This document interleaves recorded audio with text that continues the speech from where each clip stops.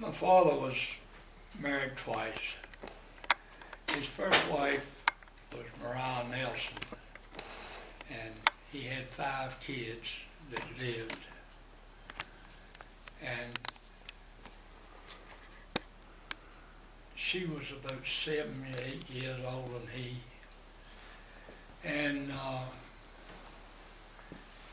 the best I can remember is that I was told that he actually went to school to her, had her as a teacher. But have you read the letters that his mother, his wife, his future wife? No, it might have been. The letters that Mariah wrote to him when he was at school? Might have been his mother. His mother's letters. We've got most of them. I don't know whether you've ever read them or not. I've compiled the letters that Mariah wrote to him while he was in Georgia at telegraphy school. No, these are different ones. We'll get to that a little bit later. But anyway, she died rather young, and I think Kinlaw was the youngest child, and he was probably about 12 or 13 years old.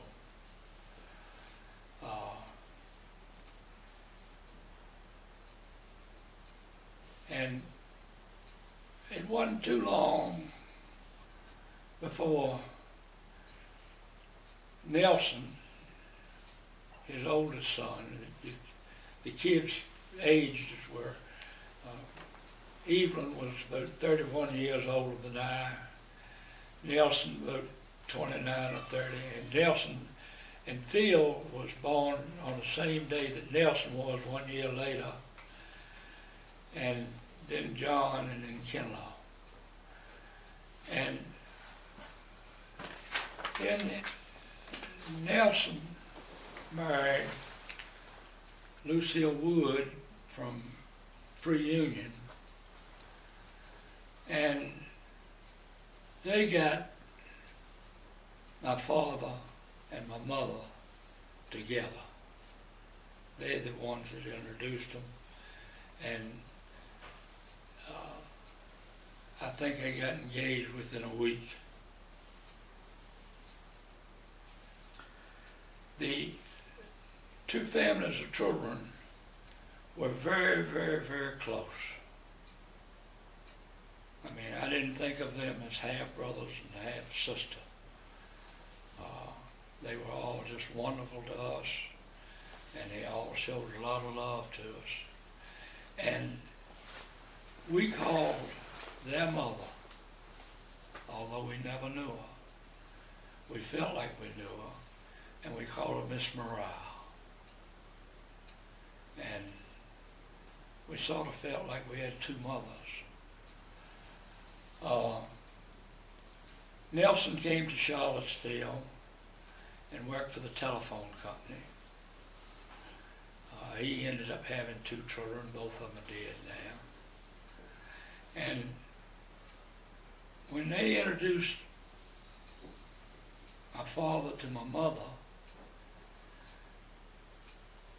mother's, Lucille, Nelson's wife, was my mother's niece. She was her sister's child. Mm-hmm.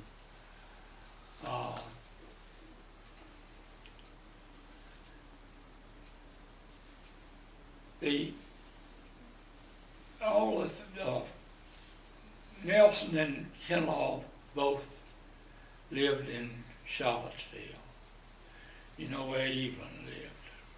She married Lewis Gantt and lived over on a farm. Phil worked for the Blue Ridge Railroad some, and then when the Piney River plant was built, chemical plant, he went to work for them and worked for them until his retired or died, till he died. Because he died when he was 47. John Kinlaw came to Charlottesville and married Florence Latinois, whose family had been in Canada. They were immigrants to Canada. And her daddy, Florence's daddy, came down here, and he was a musician, and he opened up a store in Charlottesville, a musical store. John and Phil both stayed in Mass's Mill, and John lived with us.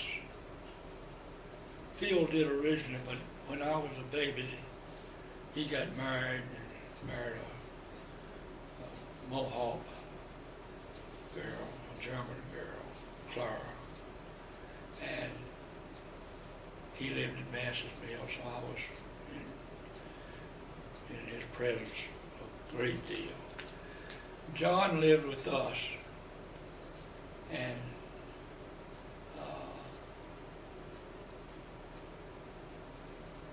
Kinlaw and Nelson came up quite often to Mass's Mill and brought their families. And Nelson and Phil used to do a lot of bird hunting and trout fishing. And they were big buddies, of course they were just 1 year apart. And John got sick when I was about 7 years old, 9 years old, and he died. He never had a regular job. He helped Father keep the store.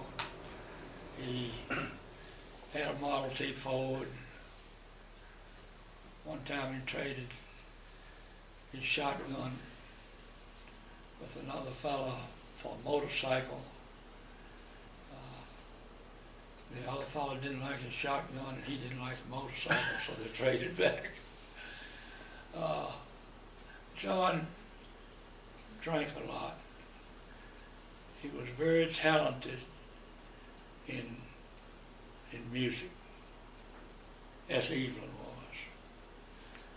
All 5 of them could sing like birds. None of the 5 of us could sing a damn lick.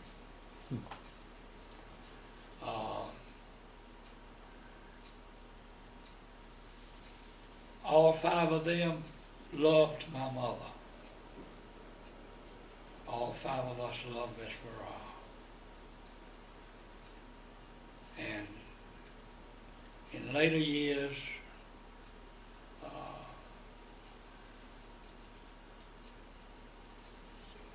after I came to Charlottesville, Kinlaw and I we'd always been close, but we became very, very close. And we used to go fishing a lot. He didn't hunt, but we'd go fishing a lot together.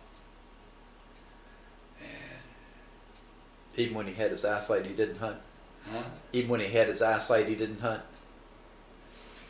Kinlaw did not hunt even when he had good eyesight? No, he didn't hunt. He didn't lose his sight until he was 62 years old. He had acute glaucoma that came on him on one Sunday, and they got in touch with his eye doctor and went to see him, and he told Kinlaw that day, he said, "There's nothing we can do." He said, "You'll be blind within 6 months, 8 months, something like that." And he was. But he never let it bother him. He told me 100 times that thank God he didn't have that problem when he was raising his 2 girls. That both of them were married, and he didn't stop fishing. he and I would go down to the lake and fish, and he'd ask me how far it was to the elder bushes on the bank, and I'd tell him, and he'd put his popping bug right outside, right under the damn bushes. We went on some long trips together. Went to Florida, several other places where I had meetings, and we had just a wonderful time. All this time he was blind, of course. And he and I get into some of the biggest arguments that you've ever heard. And I never will forget one time we were going to Atlanta to see his daughter, Martha, the one that just died. And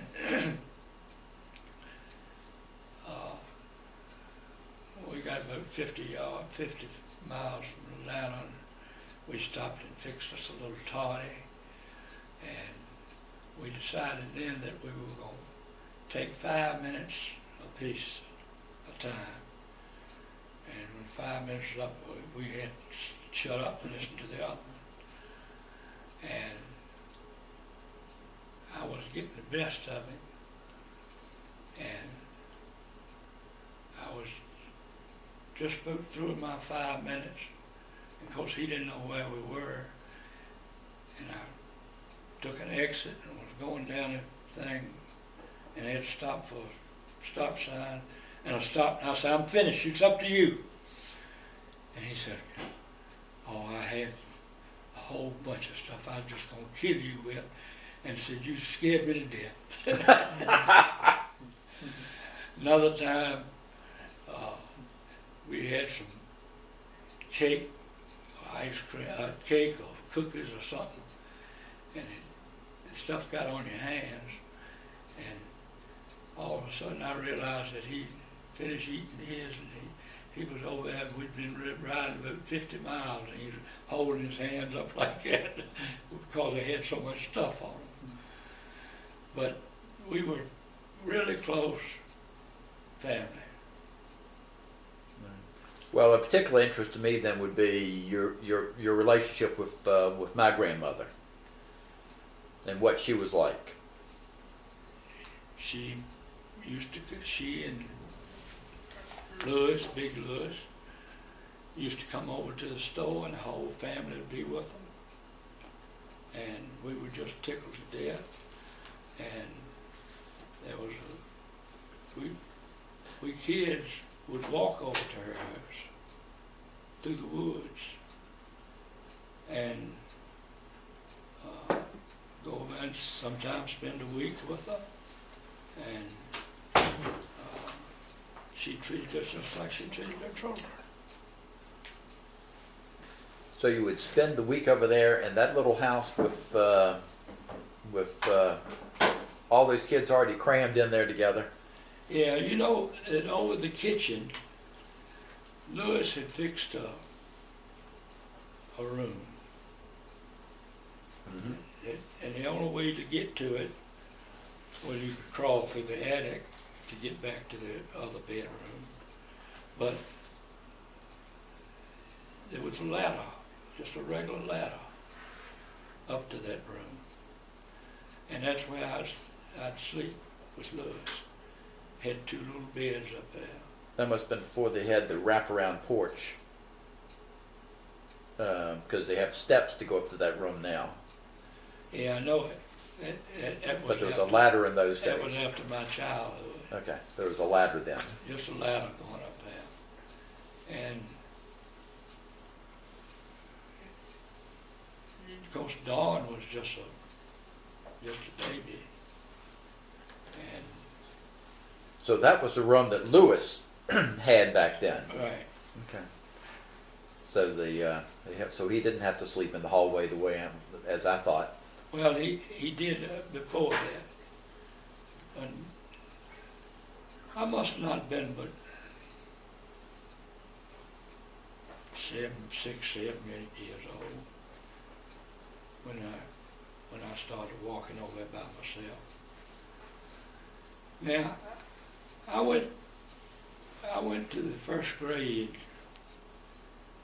at at the same school that Lewis and Mariah and the rest of the kids went. Which would have been Fleetwood. Old Old Fleetwood. Fleetwood. Old Fleetwood. And I was in the first grade when Lewis and Mariah were seniors at the same school.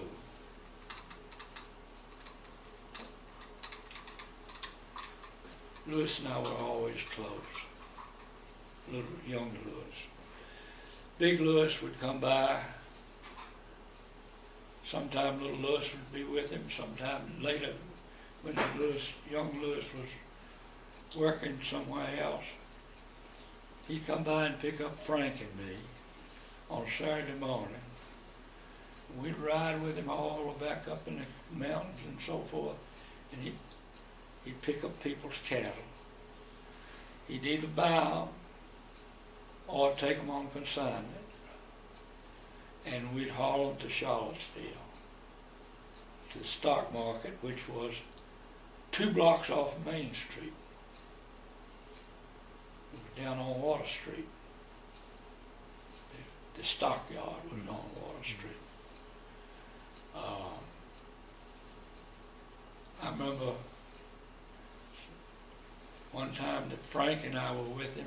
Little Lewis wasn't with us, and we picked up we called him a hobo in Livingston, and we got down to, I'd say about 5 miles south of Charlottesville, and we were going around a curve, and the dual wheels on the back right side came off, and tires rolled down the road. We went, found the tires, got them back up there, and found a few lug nuts. The hobo just said, "Well, I'll see y'all." He left. And there's a plate that goes on in between the wheels, and he had to have that plate. And Frank and I went over and found that thing in the creek. And we jacked it up. One of the cows' leg had fallen through the floorboard, and we jacked that thing up and got the tires patched and pumped up. Went on to Charlottesville. Big Lewis chewed tobacco, and he'd spit the tobacco right out on the floor between his legs. In the truck. Yeah. He was a fine man to all of us. We loved him, and he would grow some of the biggest watermelons you ever saw in your life. And he'd come over and have straw all in the cattle truck, have all his kids and family with him, and pick all of us up, and we'd go up on the river for a picnic and have that watermelon. And they'd have other things too, but the watermelon was. Where was he growing the watermelons? Down in the creek bed, creek bottom? Up a road, up a road toward Price's house. Right. Right before you get to the creek. Okay, that's what I thought. That low land. Yeah. Oh, he grew some of the nicest watermelons you ever saw.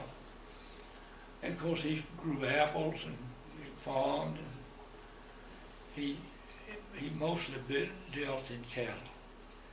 And he would take the cattle, he'd either buy the cattle from people or take a consignment from them, and he'd come here and sell them, and he'd tell them what he sold the cow for, and he'd take a certain percentage of it.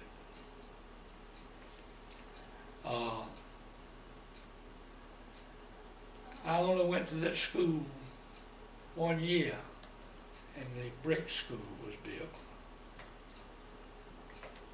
And so I was in the second grade over at the brick school, the one that's standing now. And that was also called Fleetwood? Yeah. And the word Fleetwood, I'm not sure exactly where it came from, but I know that there was a house down in Roseland up on a hill that was called Fleetwood.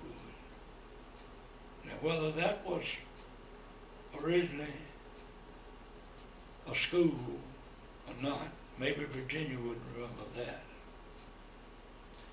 Nobody has ever mentioned anything about a prior school, because I think my grandmother was in the last class at the old Fleetwood, so that would have been before anybody in the family's time. So I don't remember. I'll have to ask her, but I don't remember anybody ever saying anything about that. But I think there was a house called Fleetwood. I'd agree with that. Down the road.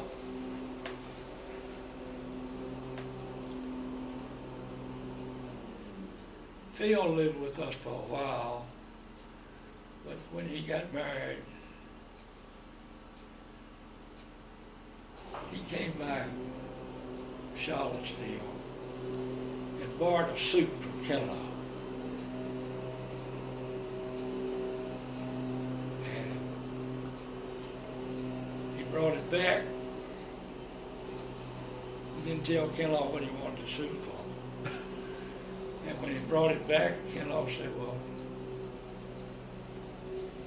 thank you for bringing it back. I said, what did you use the suit for? He said, I got married in it. So. Where'd he get married? I guess down in Farmville or something. Where's she? Clara came from down there. And she was German descent. But didn't mention it. Did